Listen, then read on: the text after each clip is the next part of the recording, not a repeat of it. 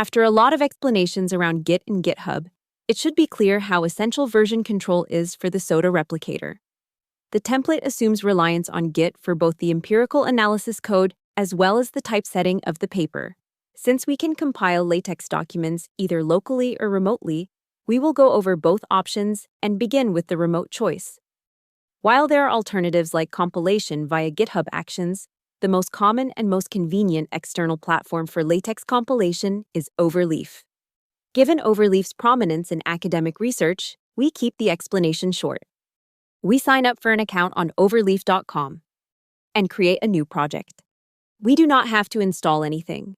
Overleaf has already set up all packages on its servers. We type something, hit recompile, and see the result PDF document on the right. To connect projects to our GitHub repository, we navigate to our account settings. In there is a GitHub sync feature.